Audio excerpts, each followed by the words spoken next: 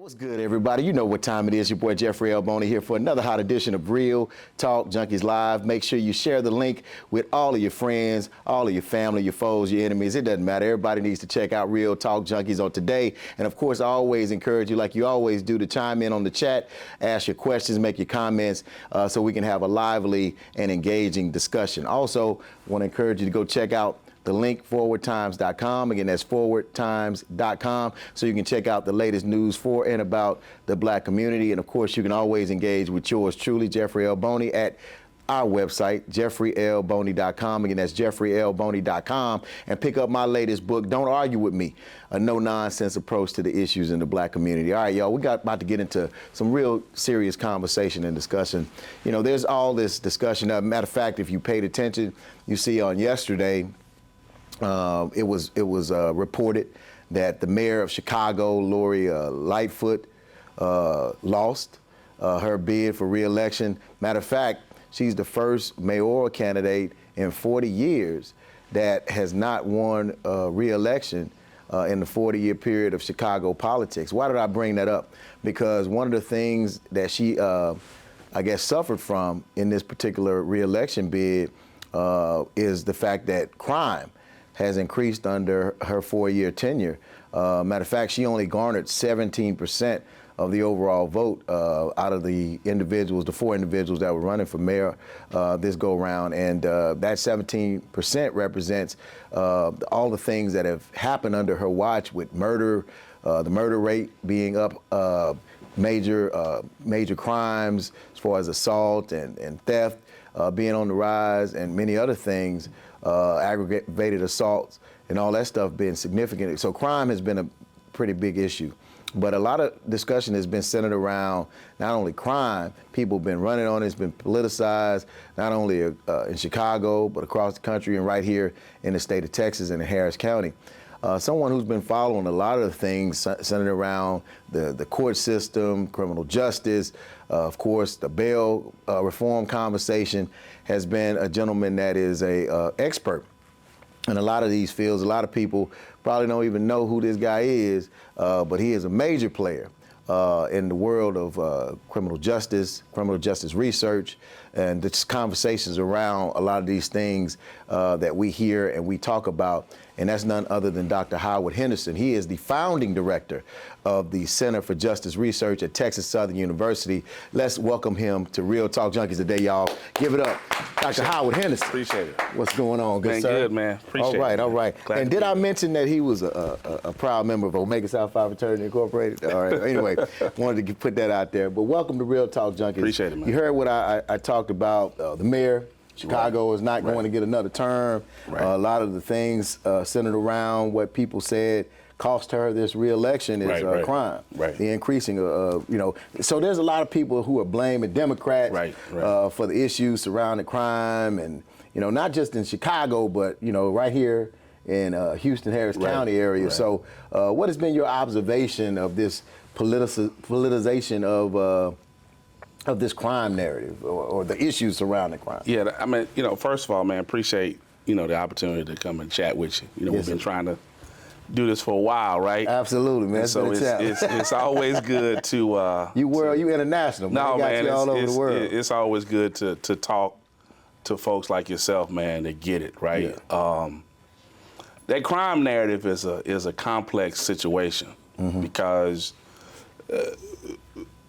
for all of American history, right, the criminalization of people has been used to control certain groups of people, right? If it's not Irish immigrants, right, Italian immigrants, it's African Americans, and the criminalization of who we are. So every group has had a moment where they were criminalized. Some groups have been able to move beyond that label, and some of us obviously have not, right? And so, as you saw in Chicago most recently, crime was used as an opportunity to oust someone who they felt was not tough on crime. But crime is always more complex than hiring more police officers and arresting more people, right? It's a function of poverty. It's a function of education. It's a function of literacy. It's a function of mental health. So to oust an individual because you felt they were not tough on crime is short-sighted, right? So bringing in someone different that doesn't understand the complexity of the issue doesn't really solve the problem. So Chicago will continue to have the issues it has as long as they scapegoat individuals for a structural issue that they refuse to address. So when you talk about the people that are campaigning or say that they're tough on crime, all that involves is just really the criminal, the arrests and incarceration of individuals, but not, like you say, being proactive and trying to deal with the root causes of many of those issues. So it's a big elephant that needs to be addressed. But many times, I think the low-hanging fruit for people, especially when it comes to politics, is to go at it just like, I'm tough on crime, which means that I'm just going to arrest everybody and be like the Lone Ranger. It's a dog whistle, right? Because when a person says tough on crime, the question is, what are people hearing when they say that, right? And so what people hear is, you're going to get rid of everyone in the community that's going to hurt me. But the reality of it is most folks are safe, right? Let me put it to you like this. If we take 100 crimes that happen in a given time period, only 10% are known to the police, right? And of that 10%, only 2 or 3 of those 10 actually go to prison or jail. You understand what I'm saying? We're looking at a situation where 96%, 97% of crime and criminals still exist out here among us. And so the illusion has been real for a long time. And so the politics of that are what we're trying to deal with. So I want to go back a little bit. I mentioned that you're the founding director of the Center for Justice Research at Texas Southern. And I must admit, man, and I know even in the Forward Times, we've highlighted some of the successes that you've experienced. But first of all, let's talk about when you founded the center, but also what it does. Like, I mean, I think it's kind of one of those hidden jewels in our community that's done so much, and it's constantly being recognized across the country, getting grant after grant and recognition across the country. So talk a little bit about that center. So essentially, we created a research center because we recognized that as an individual, I've been doing this research for 20 years, and I needed to create a space to do a couple things, to train future researchers, to show the world that there's an entity housed at an HBCU that can devise solutions that are evidence-based, right? And in that, we recognize that everyone had a lobby but the Black community when it comes to solutions to crime. And so essentially, we serve as a think tank to make sure that policymakers have the evidence that they need to ensure that they reduce disparities in terms of race and class, ethnicity, but at the same time, they can protect public safety, because there was this illusion that Black people were anti-police, that Black people like crime. And so we felt the obligation to make sure that we dispel that myth. It's not that Black people don't like police and like crime. It's that Black people, like anyone else, don't like bad police, and we don't want people incarcerated or jailed for no reason. So in doing all of that, this has been a huge educational campaign that we've been able to launch around the country and around the world, actually, to do work that's meaningful, but also make sure that we have a voice at the table. So how did you end up choosing or ended up at Texas Southern University? How did they know they needed this in you? Well, listen, man, I spent my first years out of college, I spent as a probation officer, man, and working on ways to keep people out of jail, right, that didn't need to be there. I was at Sam Houston State for 8 years before I got to Texas Southern, and there's where I learned, that there needed to be someone that focused on a couple things, and one of those was to be unafraid to talk about racial disparities in the issues. The opportunity came available for me to come to Texas Southern and work in their Administration of Justice Department as a faculty member. And at that time, I ran a graduate program, and I realized that the place I needed to be in on campus was helping students engage in this space, right? Because as I traveled around the country, I did not see people who were focused on cultural sensitivity in the research space and providing solutions. So we came together as a group working with the administration at that time, and we had the idea. We just had to find funders who believed in what we were doing, and lo and behold, this all hit at the right time. Shortly thereafter, George Floyd hit. We were involved in national conversation, and we've been there ever since. So what are some of the from an evidence and research standpoint, what is it that you've found, I guess, enlightening since starting this research work? I mean, about criminal justice and the impact that it has on, let's just say, the black community. Yeah, well, I think there are several issues that I think stand out to me, but one of those is that the people in the community understand the solutions, right? When you watch TV, that's not what they show you, right? They don't show you the lady who lives on the corner who knows all the criminals. They don't show you that many of the folks in the community know these issues are systemic and they're multifaceted. I think community engagement has been the most surprising piece because the community engagement component is one that you typically don't find much about. Enlighten me a little bit more on that. What do you mean in community engagement? In what regard? Like, so the lack of? Or yeah, no. The community has always been there willing to participate, right? Okay.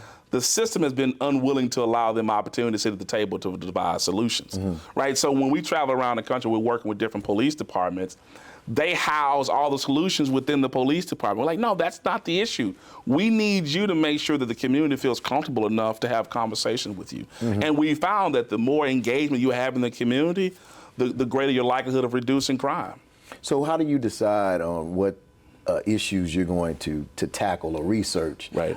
Is it based off of just the news or what you're hearing in the news, or proactively you say, you know, we got this data or we got this information and we want to delve deeper? It's not just one way, right? Most of what we do comes through conversation with people who are dealing with the issues at the time. We may have a hunch for something, someone may give us a lead, and we spend a lot of time conversing with folks about how best to think about these issues, how best to study them, how fast we need to be able to respond to things, and also the political nature of it. A lot of these issues, as you noted earlier, are very political, right? There's somebody on either side who's pushing an agenda. We try to come in and say, listen, I understand the agendas, here are the facts, and you take and do what you will, but there are proven ways to solve this problem, and we want to provide those for you. So I mentioned bail reform earlier. That's been a hot topic. Right, always. And then you have a lot of people who are saying that the reason that all this crime is happening is because Democrats, well, many of the Republicans, especially this last election cycle, is the reason that crime is high or whatever in whatever respective Harris County or whatever county or city is because Democrats are in control and they're soft on crime and they're letting all of these prisoners out because they are allowing them little to no bail. Right. When the challenge is these judges are not the ones who have passed the laws to allow for this low or no bond. This is a state legislature thing, and so it's kind of smoke and mirrors. Right. Where they're kind of making it seem like the ones who are following the law, the judges who are following the law that was passed down from the state, are the ones being vilified. Right. So the bail reform issue is very interesting because the Constitution affords everybody a right to bail, okay?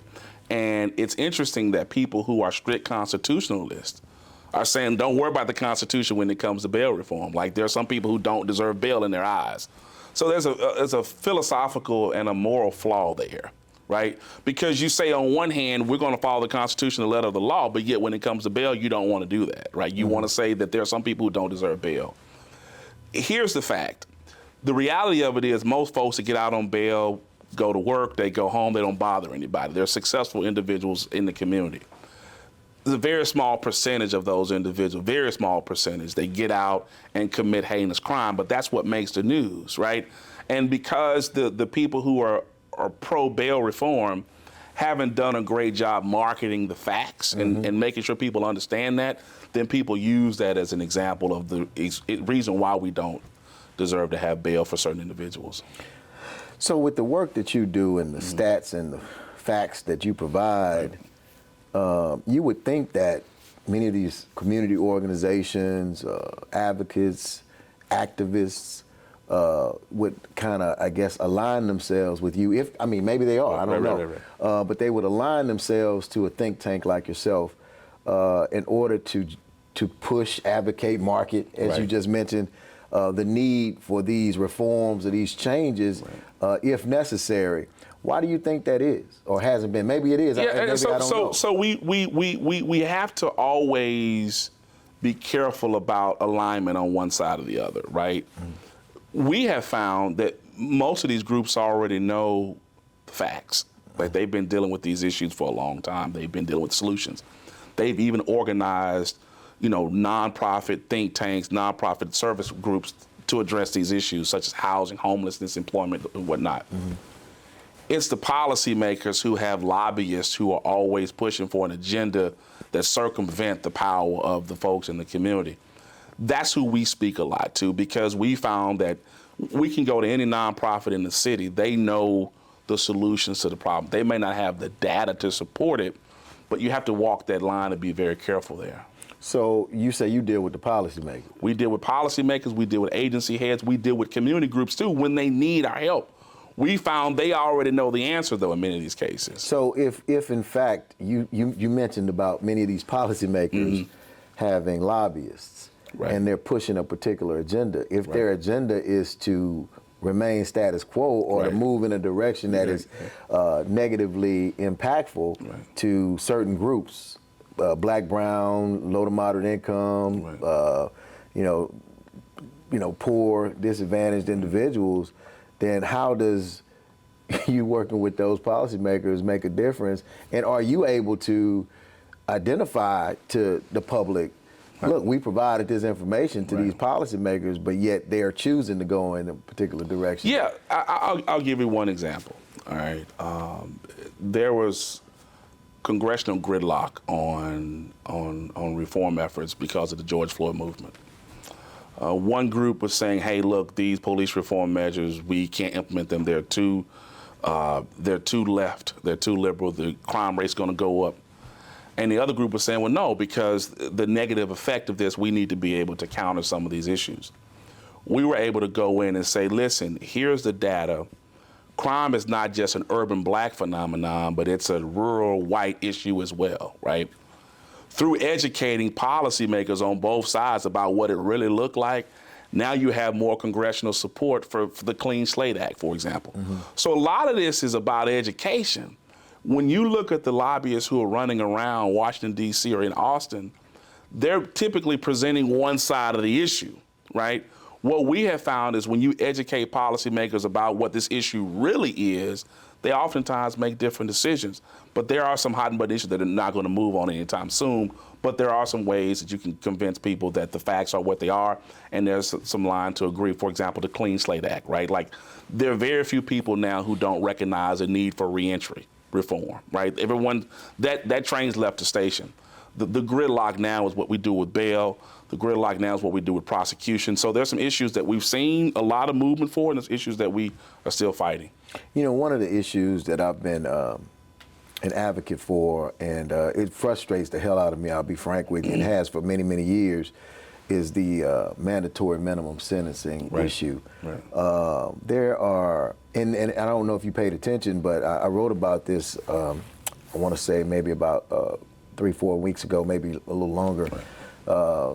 In his campaign rhetoric and promises last year, Dan Patrick, the lieutenant governor, he pushed saying that one of his campaign promises or focuses was to address giving at minimum 10-year sentence, mandatory minimum sentence to anyone who uses a gun while committing a crime in Texas.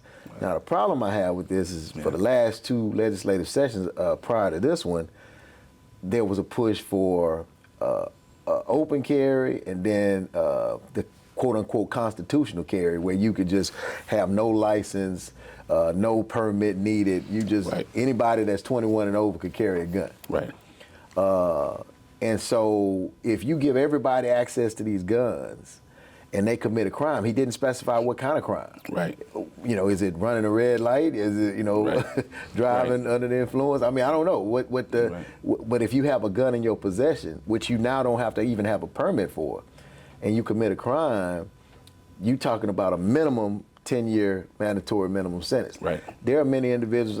You remember the lady in Florida who her husband was abusive. Right. She took out the gun and fired the warning Right. shots into the house at the wall, and she ended up getting 20. I want to say 6 years, 25 years, because the judge said, "I don't want to give you this time, but because of the law, the state law, I gotta give you this mandatory minimum 25 years because she committed a crime with a weapon, another crime using a weapon." What are your thoughts on mandatory minimum sentencing, man, and what we can do to address that, man? Because then you got another thing that I have a problem with are these individuals who have been incarcerated for 40 years, and we celebrate it like, man, they got out of jail, finally, they let them go. Yeah. But they served 40 years for a crime that they didn't commit because they had DNA that could have exonerated them. And many of the prosecutors, the judges, they knew that this man or this woman was innocent.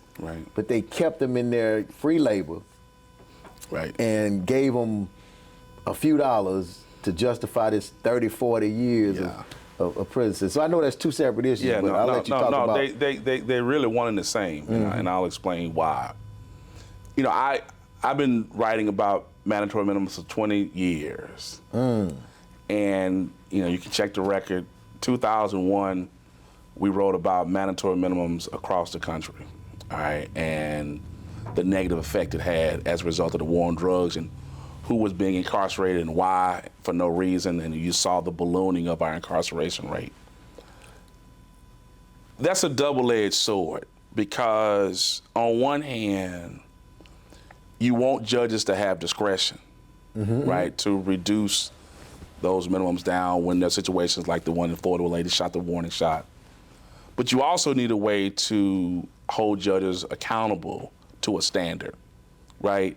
And they haven't figured out how to do that just yet, right? Because it's sort of a zero-sum game. We either do all or nothing. And the problem is the system has no accountability measures, right? Or people are unwilling to hold the system accountable, right? There are some common sense decisions that need to be made, for example, in the case in Florida that you use, where a judge should be able to say, hey, this doesn't qualify, right? There are exceptions to every rule, right? We see that every day. I think judges need the ability to make that exception to lower that down. The second issue you raised, and I'm thinking in terms of, give me your main point again in a second. So as it relates to individuals who've been incarcerated. Because these individuals served, I'm going to just say 40 years. Yeah, exactly. They served 30, 40 years. They get out because now all of a sudden you had like these innocence projects and people that have been working on these people's behalf. And now all of a sudden they finally got another trial or evidence to be looked at, and now they get out, right? And it's like, yay, cheer, everybody crying and hugging and whatever. But the judges, the prosecutors, the people, the police officers that were involved in this travesty are not held accountable. So there's no justice. So I met Clarence Brantley personally. You know Clarence Brantley's story.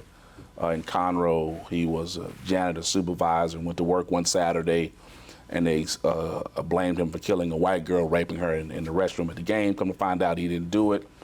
He gets out of prison. He was on death row for 10 years. He gets out. Come to find out the judge, the attorney, his attorney, and the DA would meet for breakfast in the morning. The assistant to the judge was actually the one who spilled the beans on this whole operation. Qualified immunity is the issue that we're talking about, right? The judge has qualified immunity. The DA has qualified immunity, not just police officers.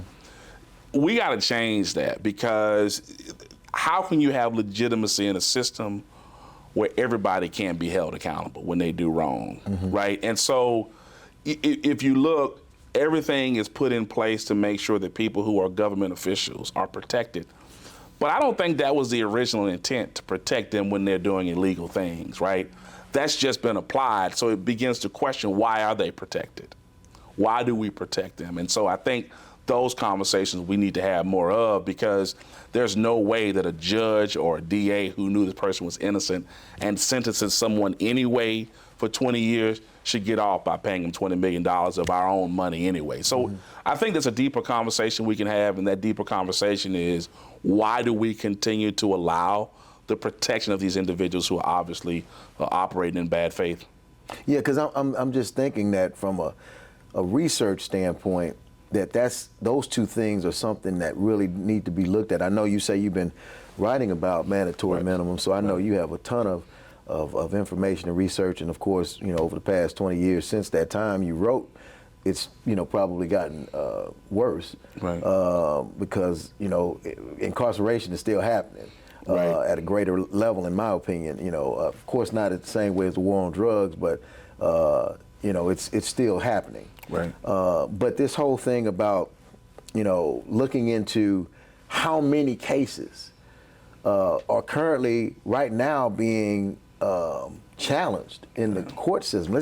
You can start with Harris County or the state of Texas to find out how many of these particular cases are being challenged by people because we get letters all the time here at the Forward Times. Right. People saying, "Look, I'm innocent." Right. And of course, everybody is innocent in prison, right? But there are some people that have some legitimate stories, and it's sad because you really want to help them. Right. You really, of course, you don't know what's real and what's not, because I'm not a law enforcement official. I'm not a prosecutor or a DA. I'm not a judge, so I can't look at the evidence. But you hear these people spell. I mean, they write pages and pages, and they provide all of these details, and you just look at it and be like, And I was working with the other entity over at Texas Southern, Earl Carl Institute, and the Innocence Project, and different others on a few cases, of which actually got some traction. Okay. But it's just certain things, man. It's just so frustrating because you see this wrong being done, and it's like you feel helpless, like there's nothing I could do, and you got these brothers and sisters sitting, and like you mentioned, Clarence Bradley on death row for 10 years plus, and then you got these people just serving on this government paid vacation, in prison for a crime that they know that they didn't commit. And what I hear a lot of when I hear these cases, and one just recently happened this past week, the man maintained his innocence the entire time, right? The entire time. He could have broke. They say, "Hey, look, man, if you do this, we'll let you go now." Right. But he in his heart, just like many of them, I didn't do this. What is it? The Central Park 5. Right. We didn't do this. Right. And they got exonerated. But look at the pain that was caused. Look at the families that were destroyed. Look at the future the contributions that they could have made to society, how they were negatively impacted. So I really feel like, man, more needs to be done to really bring awareness to our community too, because I don't know why we're not up in arms about these types of things. Right. There are some people who claim that we have a certain level of Stockholm syndrome. Right, we've become numb to the experience because of the experience of mass incarceration over time. Right, like, the black community has been dealing with this since the plantation, right? And we had to learn to cope and be resilient in the face of, and really become very, resilient in our pain, right? I mean, there was a point in time where black people couldn't look white people in the face, in the eyes. You had to look down, right? And over time, we taught our kids that, right? And even to this day, there are some black people who have problems looking at white people in the eyes, right? I mean, because that was what we were taught growing up, right? And I think that, what you're talking about is going to take a concerted effort to do those things where we regain some level of respect and understanding and empathy, right? Imagine the effect of incarceration on mothers, right? Who, a woman, a father, a mother has a son incarcerated that they know is innocent. They can't even afford to fight, right? We know that an individual who has a court-appointed attorney is more likely to be convicted than someone who retained their own private. I mean, so we have systemic issues that we know exist, but we have not built an apparatus or a machine to counteract that. And so we're in bad shape. We're in bad shape because we know these things exist, but yet we turn the blind eye to them because we understand the repercussions sometimes of speaking up and the ramifications of that. So I think, shows like yours that continue the conversation, that continue enlightening people to these issues, hopefully motivates us to make a difference. What are some of the things that you see in our community that are concerning to you, that you feel we need to be cognizant of, that we're really probably not talking about as much or really coalescing and rallying around? Because, it seems like we're we're very reactive. Right. When things happen to us or one of us, like George Floyd or Ahmaud Arbery or what happened, with the young lady out of Louisville, Kentucky. Right, Breonna Taylor. Breonna Taylor. We're reactionary. Right. It pisses us off, Rodney King, Right. and we try to figure out a way to deal with our anger, our pain, our suffering.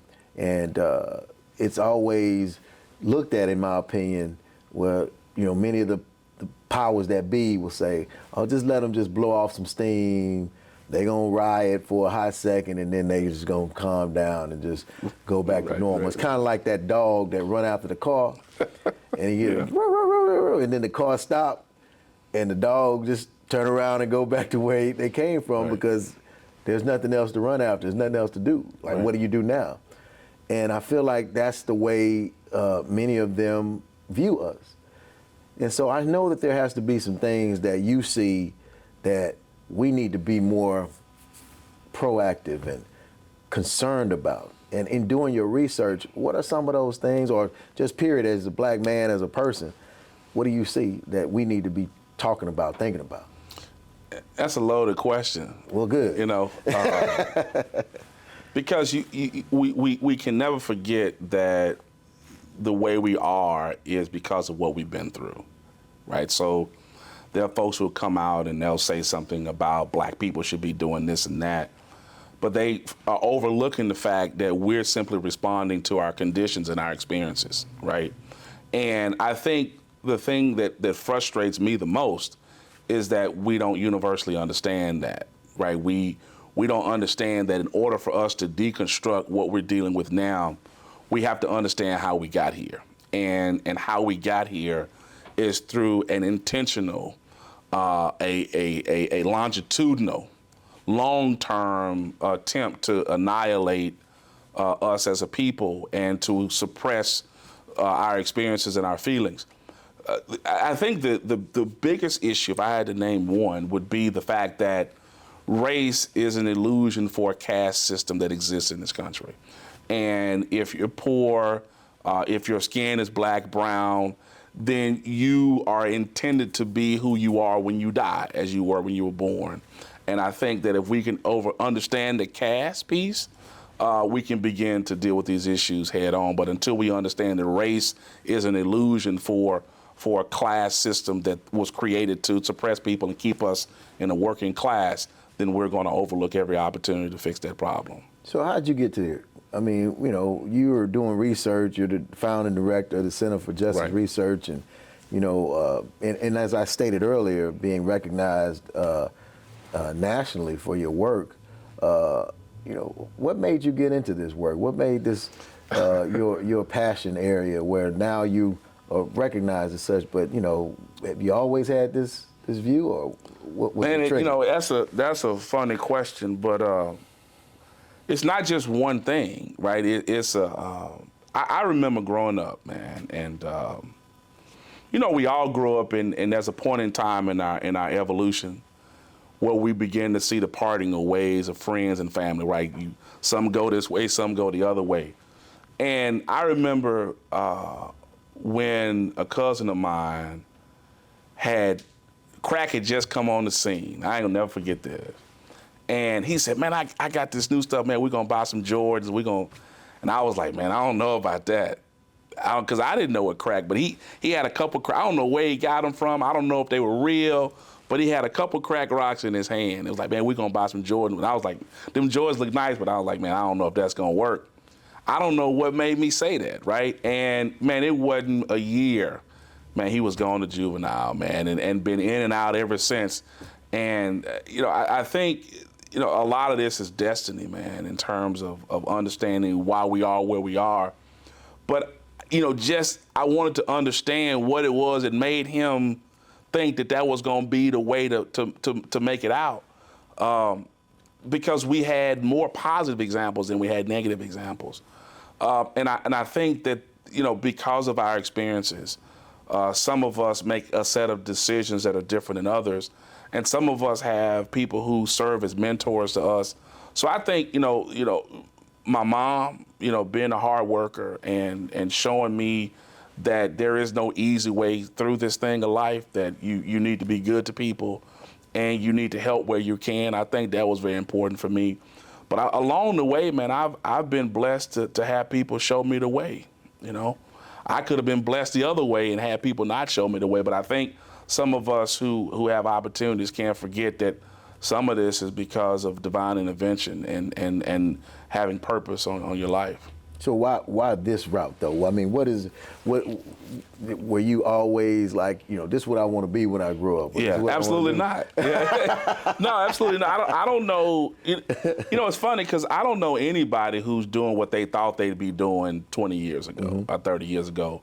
For me, unless you're LeBron. Yes, you're LeBron James. But I don't even think LeBron James knew he would be who he is today. I think he thought he'd be a great basketball player, but there's no way you're going to know that you're going to break the scoring record. Yeah. There's just, you don't even think about it that deep. You just want to do something great.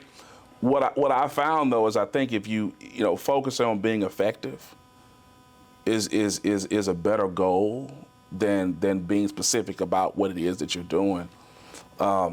When I think about crime and justice, I don't think there's a bigger fight right now for our community than to understand how to fix that issue. We got folks focusing on health, economics, but if you're incarcerated for no reason, like you said, the torment that creates for a family, right? Even from a socioeconomic position, right?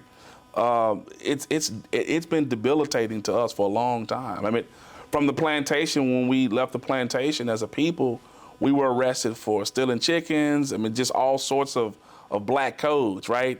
And then Jim Crow comes on the scene. So we've always been through this, and at some point we got to figure it out. I think we're getting closer, but we got to seize the opportunity because the pendulum will swing back the other way, and if we're not careful, we'll be in Florida and back on the plantation in a few moments. We got to be careful because the forces are always there trying to control, and I think through education and opportunities, we can continue to make a difference, man. So I mentioned earlier that you had been recognized nationally, received some grants. I mean, I really, want to give you an opportunity to brag on the work that you all are doing over there.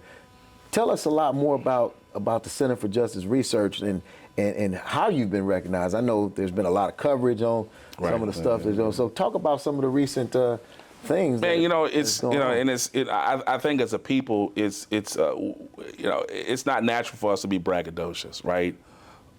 We just do the work. And for us, timing has been everything.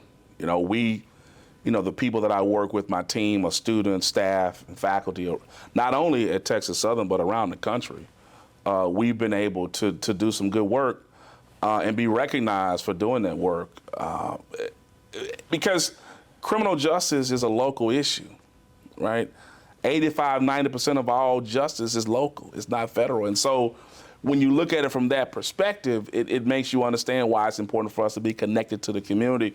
So most of our research it uses Houston as our trestle board. And it allows us to examine issues that are happening in Houston, but they're happening all over the country, right? We have a project in Chicago working with the Black Public Defender Association.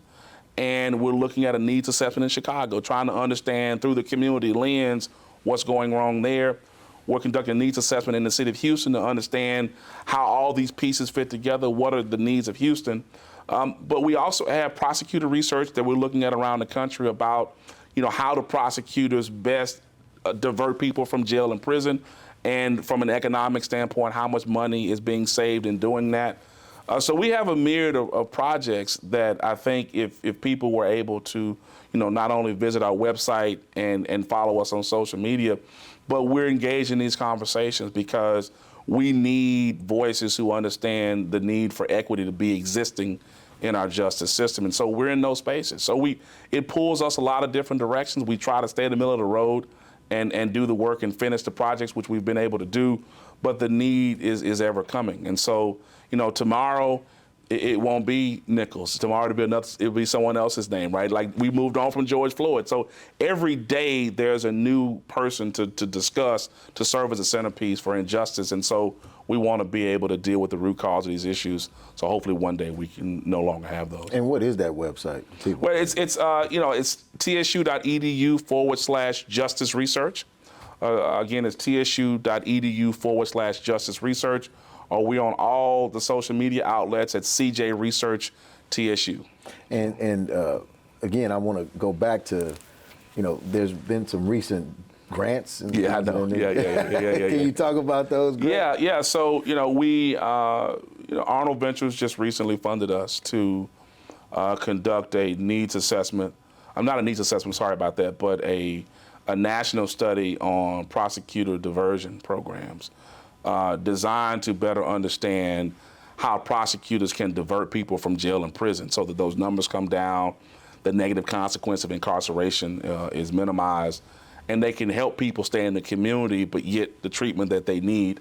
That's from Arnold Ventures. Walmart, of all people, has been gracious enough to us to understand why we need more needs assessments. So we created a work group in the city of Houston to understand how justice issues are moving forward. But we're also using an opportunity to train faculty at other HBCUs around the country on how to do this work that we're doing, because we felt like if we're going to have issues of justice and solutions, then HBCUs need to be in that conversation. So we're doing that. Okay, great, man. And I think that another thing that we need to be looking at is, you talk about individuals that are going to court. They can't afford an actual attorney. They get these court-appointed attorneys.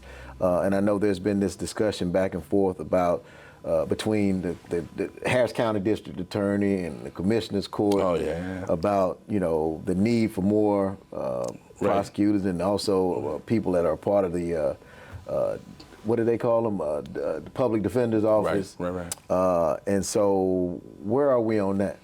Listen. That's a political hot button, right? And I think we have to also understand that public defenders are doing the best they can. They often are underfunded in every city you go in the country. Heavy caseloads. Yeah, they got heavy caseloads. They're not getting the resources that they need. They're having to battle a district attorney and a police department at the same time. So, my hat goes off to the work that they do because they're doing the best they can.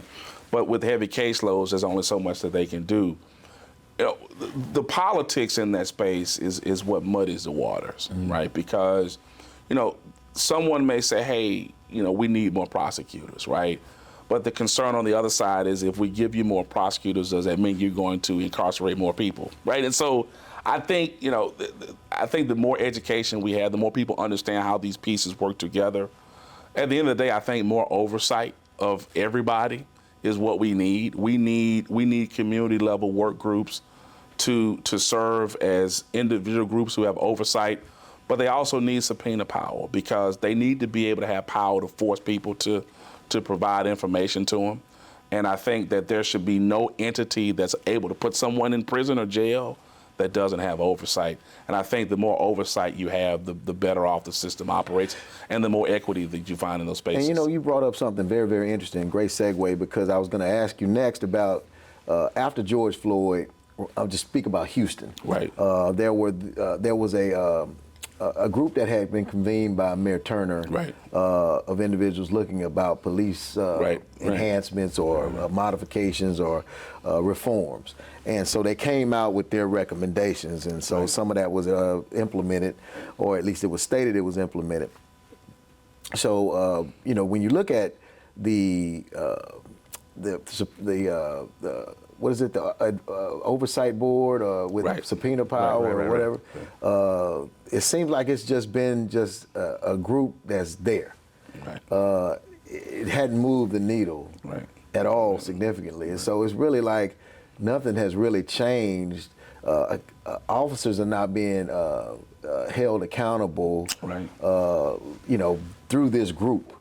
And so is there really an ability to have reform when you have this group that seemingly has no teeth? Qualified immunity always seemingly comes into play. And, I think that a standard has seemingly been set nationally when you look at these officers that committed this crime in Memphis, how quickly they were not only terminated, but they were indicted and they were arrested, and now they're going through the system.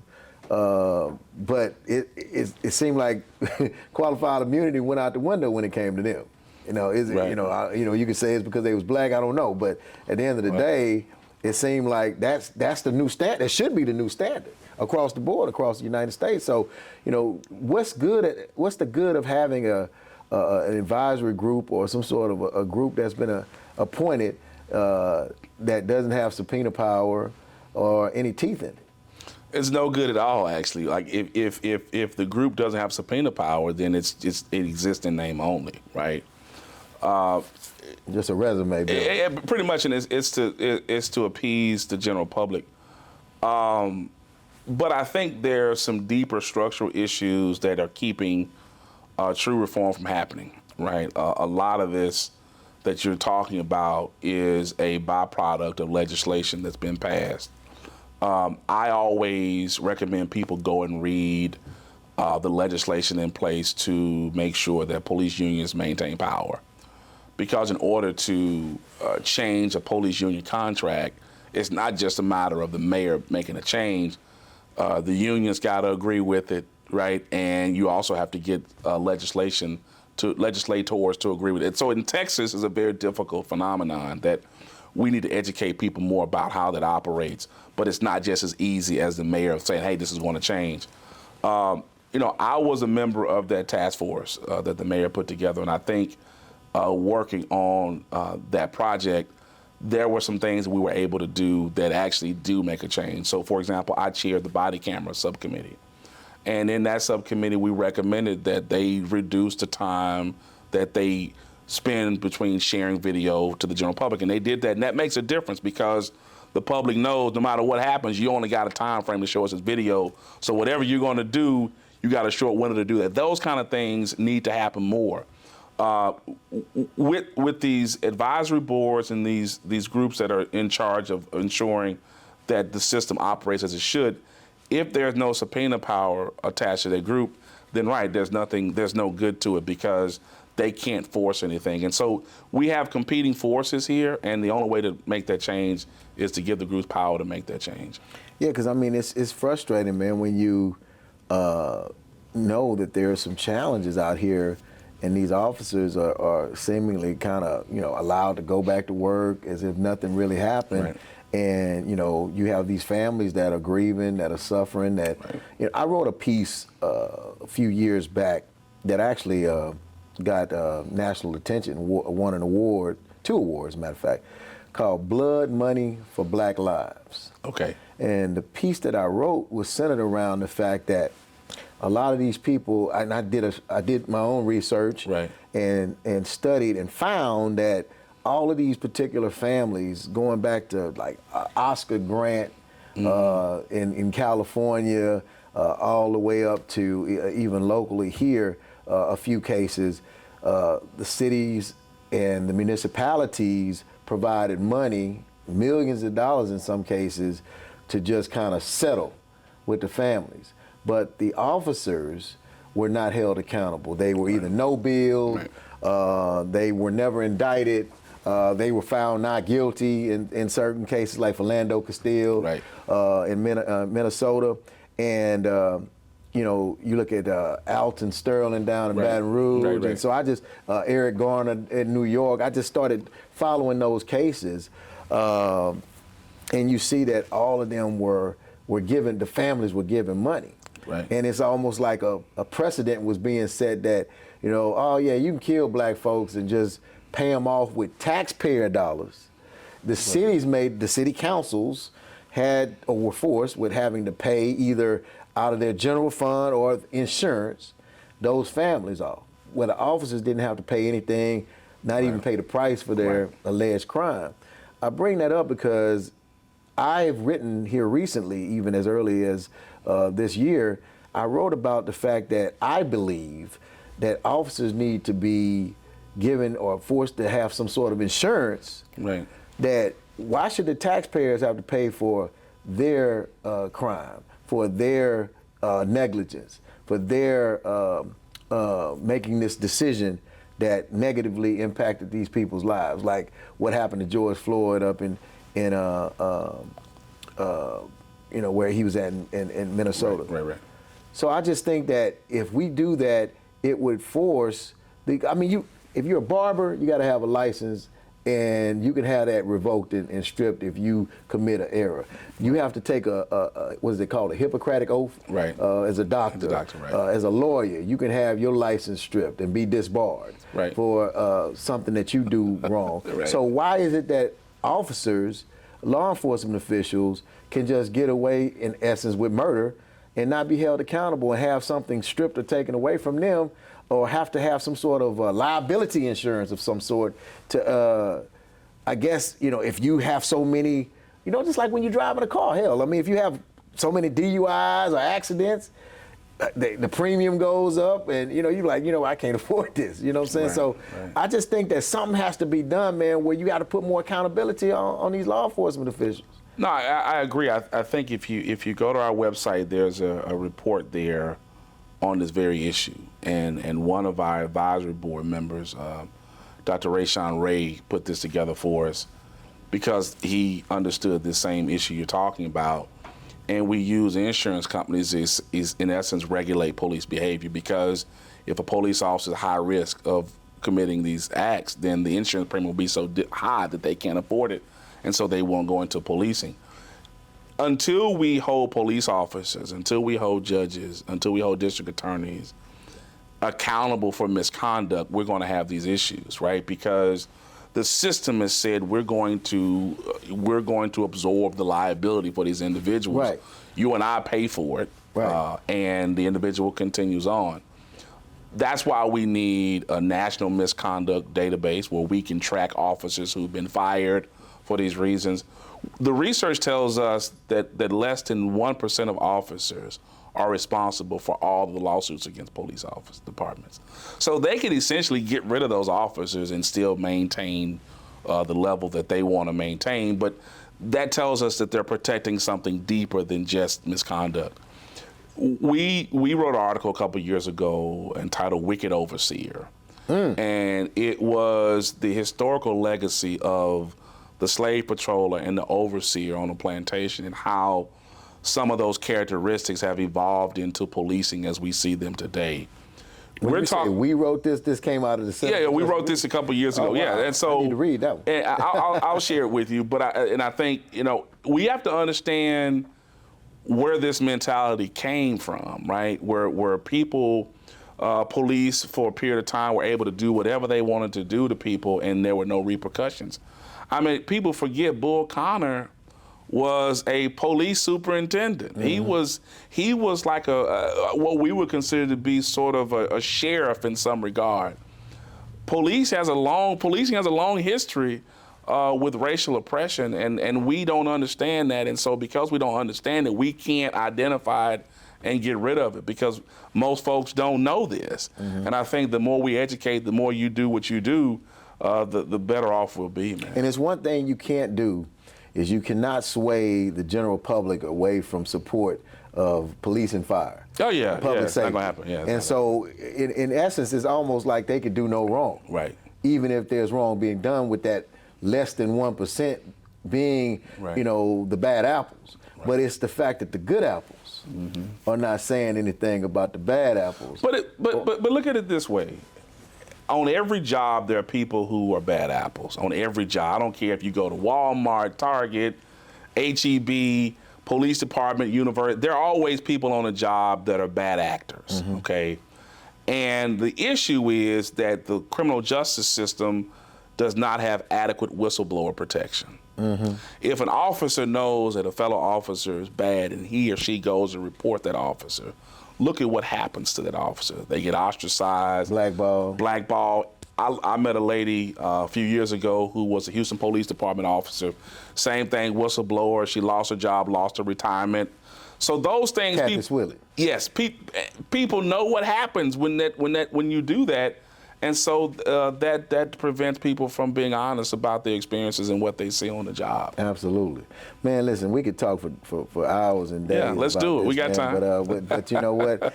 We're up against the clock right now, man. Okay. But I always appreciate having you on. I definitely plan to have you back. I know it's been a time trying to get you on. Exactly. You all over the world, traveling and everything, man. So I'm thank you for making time for Real Talk Junkies on today. Do we have any questions in the chat or anything? All right, good, man. We're going to get up out of here. As always, I want to encourage you. What's that website again? Yeah, it's tsu.edu/justice research. All right, go check them out, man. The Center for Justice Research, Dr. Howard Henderson, and of course, forwardtimes.com. Again, forwardtimes.com. Check out the latest news for and about the African American community, and jeffreylboney.com. Don't forget to get that latest book, Don't Argue With Me, a no-nonsense approach to the issues in the black community. That'll do it, y'all. I'm out. Peace.